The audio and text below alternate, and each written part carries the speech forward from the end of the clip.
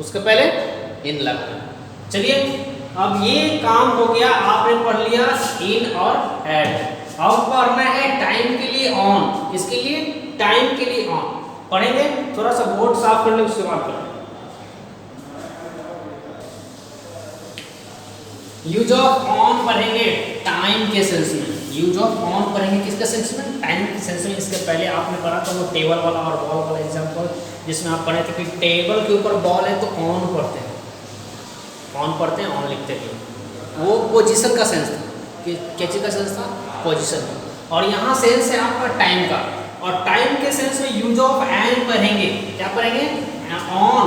और ऑन का use in the sense of time day और डेट के लिए करते हैं। डे और डेट के लिए, जैसे एग्जाम्पल मान लिया कि मैं तुमसे मंडे को मिलूंगा, I will meet you on Monday.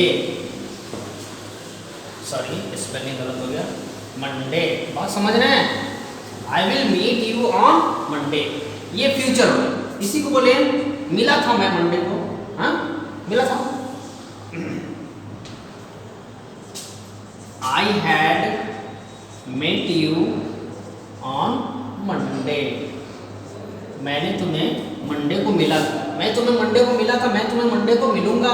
मतलब डे दिखाने के लिए, डे का शो करने के लिए, टाइम शो करने के लिए हमें ऑन का यूज करते हैं या करना पड़ता है। अब डेट की बात कर ले तो इसी को बोलते हैं I will meet you on Monday की जगह 4 अप्रैल लिख लीजिए, कोई भी डेट डाल लीजिए, कोई भी डेट डाल लीजिए। बात समझ गए? कोई भी डेट डाल लीजिए, यहाँ पे 5 मई डाल लीजिए। डेट शो करना है, और डेट शो करने के लिए कभी भी आपको सेंटेंस में डे शो करना है और डेट शो करना है तो ऑन का यूज करते हैं। क्लियर हो रहा है? इसके बाद बात करें बच्चों प्यारे हो तो पढ़ेंगे यूज ऑफ बाई। क्या पढ़ेंगे? Use of by. बाई को एज अ टाइम और पॉइंट ऑफ टाइम के लिए बाई करेंगे। एज अ टाइम और पॉइंट ऑफ टाइम के लिए क्या करेंगे? बाई। यहां पे लिखते हैं क्या? बाई।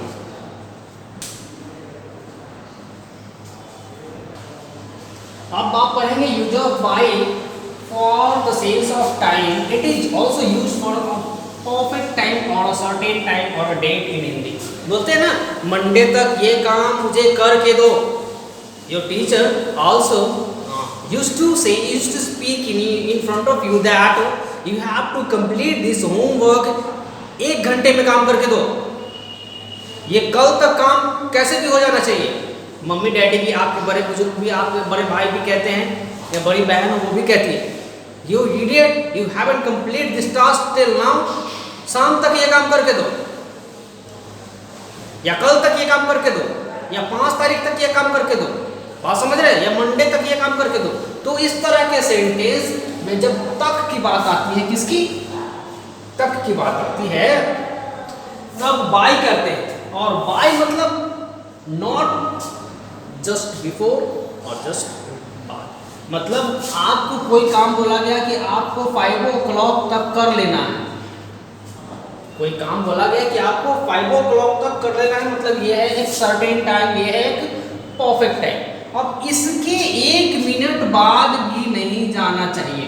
वो जो काम आपको दिया गया है वो काम आपको 5 बजे तक कंप्लीट कर ही लेना है, 5 बजे तक करना है।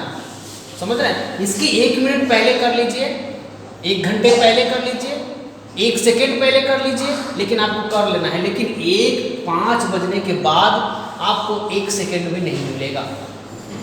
बात समझ रहे हैं?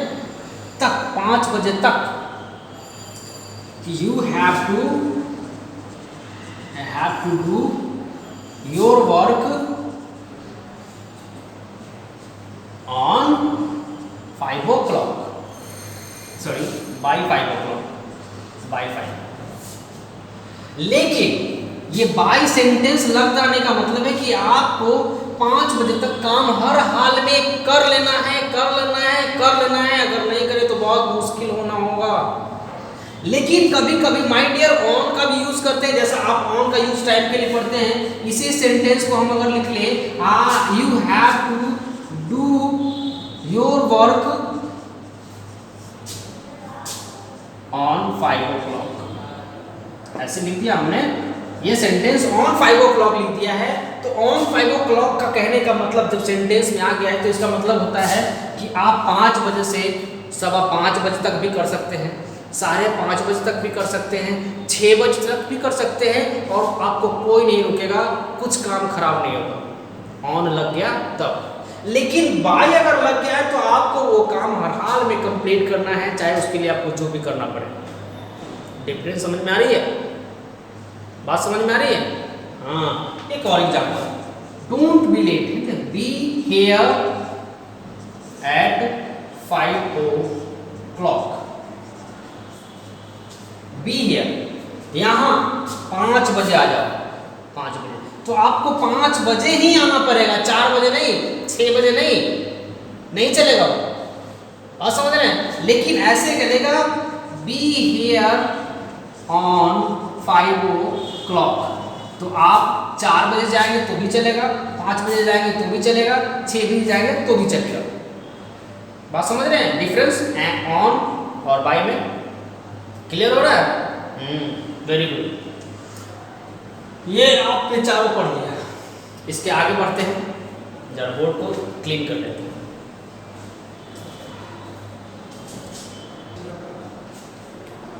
Now I'm going to teach you the use of among, amongst or between, amongst और between, इन तीनों का मतलब होता है बीच में।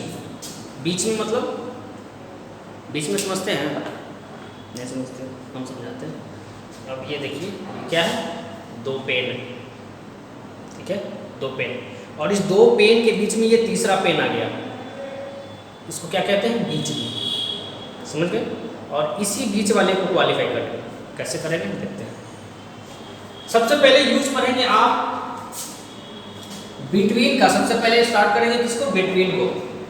और बिटवीन का यूज बता रहे हैं फॉर 2 पर्सन और थिंग। जब किसी सेंटेंस में 2 व्यक्ति की बात कर रहा हो, 2 किसी वस्तु की बात कर रहा हो, 2 किसी जानवर की बात कर रहा हो, या फिर नॉर्मल लैंग्वेज में करने की 2 किसी नाउन की बात कर रहा है, बस 2 ही नाउन की बात कर रहा है तो बिटवीन का यूज करेंगे, और 2 से अधिक नाउन की बात करेगा तो एमंग का यूज करेंगे। बहुत सिंपल सा कॉन्सेप्ट है। 2 नाउन की बात करेगा तो बिटवीन, और 2 से ज्यादा का बात करेगा तो, 2 से ज्यादा का बात करेगा तो एमंग। अब यहाँ पे इसकी बात करेंगे हम, किसकी? यहाँ पे आप देख रहे हैं 2 पर्सन 2 थिंग्स की बात करेगा। तो यहाँ एग्जाम्पल के लिए मैं बता रहा हूँ, you are sitting between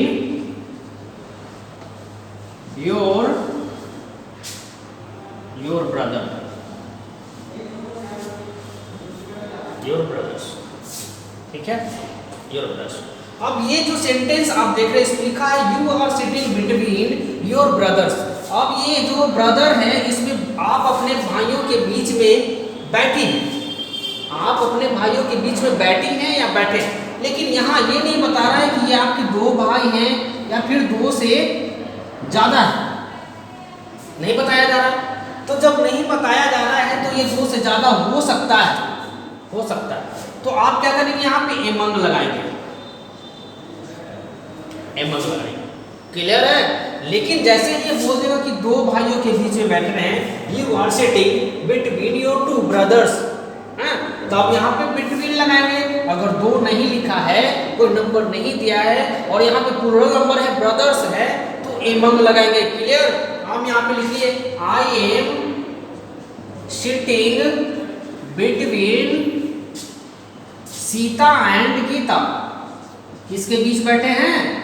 Sita और गीता के। यहाँ पे आप देख लीजिए 2 लोग हैं, 2 नाउन हैं, और इन दोनों के नाउन के बीच में ये बैठा हुआ है। बात क्लियर हो रही है? बात समझ में आ रही है? अब नहीं समझ में आया तो यहाँ पे आपकी फ्रेंड है, और यहाँ पे आपकी फ्रेंड है, क्लियर है? और यहाँ पे कोई थर्ड पर्सन आकर बैठ गया, यहाँ बैठे हैं, यहाँ बैठे हैं, आपके दो दोस्त हैं, ये है आप और ये आपका दोस्त है, और यहाँ पे कोई थर्ड पर्सन आकर बैठ गया तो ये अपने लिए क्या बोलेगा, या फिर आप क्या बोलेंगे, हम दोनों के बीच में ये बैठ गया, दो व्यक्ति के बीच में कोई बैठ गया तो आप उसको बिटवीन यूज करेंगे, the person that is sitting between both of friends. बात समझ रहे हैं कि आइए किसी फोटो खिंचवा रहे हैं गैलरी में मोबाइल से या कहीं भी, और क्या बोलेगा, हमारे माता पिता के बीच में मैं खड़ा हूँ, तो I am standing between my father and mother, या I am standing between my parents. Clear. लेकिन फैमिली के बीच में अगर खड़े हैं, फैमिली तो एक दो होते नहीं, फैमिली मतलब कम से कम 4-5 लोग, और फैमिली के बीच में जब हम खड़े हैं तो बोलेंगे एमंग। किसी भीड़ में जब हम खड़े हैं तो बोलेंगे एमंग। क्लास में जब हम हैं तो बोलेंगे एमंग। क्लियर। उसको भी और बताते हैं, पहले ये बताइए कि बिटवीन क्लियर हो रहा है कि नहीं, बोलिए। सुन रहे, बोल दिए हैं, वेरी गुड। चलते हैं एमंग की ओर।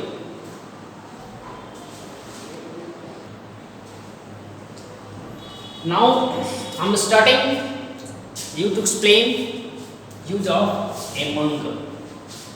Among मतलब more than 2 person or thing, मतलब दो से ज़्यादा कितना भी हो, 2, 3, 4, 5, 6, 8, 10, 20 लाख, 2 लाख, करोड़, दो से कितना भी ज़्यादा हो चलेगा। दो से ज़्यादा जब नाउन की बात करते हैं, उन दोनों में कंपैरिजन करते हैं, तब कहते हैं हम यूज ऑफ एमंग। जैसे एग्जाम्पल के तौर पे मान लिया कि आपके क्लास में कुछ ऐसी क्विज हुई, कोई कॉन्टेस्ट हुआ, और कॉन्टेस्ट होने के बाद आपके क्लास से 10 बच्चे को इनाम देना है, रिवॉर्ड देना है। तब टीचर ने कहा डिस्ट्रीब्यूट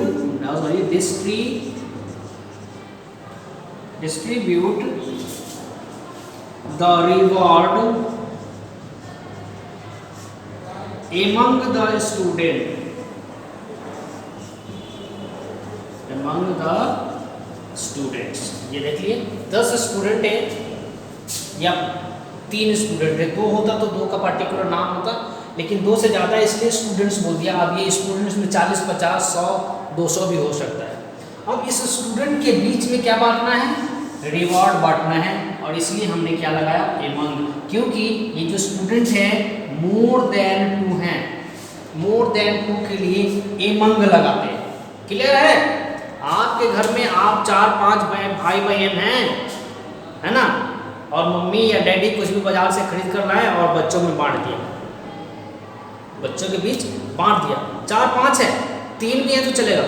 तो क्या लिखेंगे, the sweet can be distributed among the children, among the children. लेकिन 2 बच्चे होंगे, पिताजी के 2 बच्चे होंगे तो पिताजी जब बच्चों को बांटेंगे तो 2 के बीच बांटेंगे, मतलब toffee is distributed between the 2 child. Clear हो रहा है। अब बात आती है एमंग के बाद अमंगस्ट। ये अमंगस्ट क्या है, तो मैं बता दूं कि ये दोनों का दोनों सेम है, डिफरेंस कुछ भी नहीं, बस स्पेलिंग का डिफरेंस है, और बहुत कॉमन सा कॉन्सेप्ट भी है इसका। कॉमन सा कॉन्सेप्ट क्या है कि ये जो एमंग है इसका यूज कब करते हैं, और ये जो एमंग है इसका यूज कब करते हैं। तो आपने बेसिक ग्रामर में पढ़ा होगा वॉवेल और कॉन्सोनेंट, वॉवेल और कॉन्सोनेंट। वॉवेल कितने होते हैं, नहीं याद है क्या जी, 5। कौन कौन, ए, ई, आई, ओ, यू, ये होते हैं हमारे वॉवेल। और वॉवेल के लिए हम यूज करते हैं एमंगस्ट, और बाकी जो 21 कॉन्सोनेंट बच जाते हैं, क्या बचते हैं, कॉन्सोनेंट जो 21 बचते हैं इसके लिए एमंग लगाते हैं। अब ये पता कैसे चलेगा, तो आइए यहाँ देखते हैं। जिस किसी वर्ड के पहले एमंग या एमंगस्ट लगाना है, उस वर्ड के पहले लेटर को देखेंगे, उस वर्ड के पहले लेटर को देखेंगे। अगर वो कॉन्सोनेंट है तो एमंग लगाएंगे, अगर वो वॉवेल है तो एमंगस्ट लगाएंगे। क्लियर।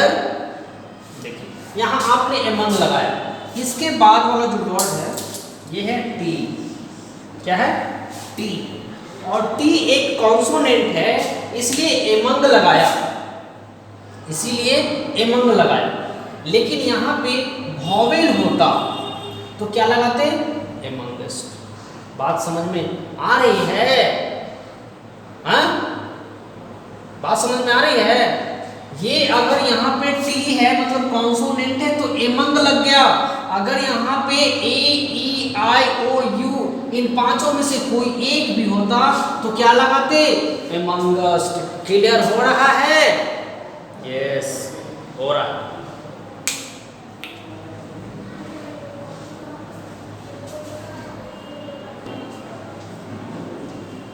यहाँ तक आपने पढ़ लिया, अच्छे से ऑब्जर्व भी कर लिया। कई बार देखिएगा वीडियो, क्योंकि मैंने शुरुआत में ही बताया था ये बहुत इंपॉर्टेंट लेसन है और ये आगे तक आपको काम आएगा, इसलिए कई बार देखेंगे, पूरी तरह से समझेंगे, कोई कन्फ्यूजन की ज़रूरत नहीं। इसके आगे का नेक्स्ट पार्ट में पढ़ेंगे। I will teach you the rest part of the preposition in the next video. तब तक goodbye, see you in the next class.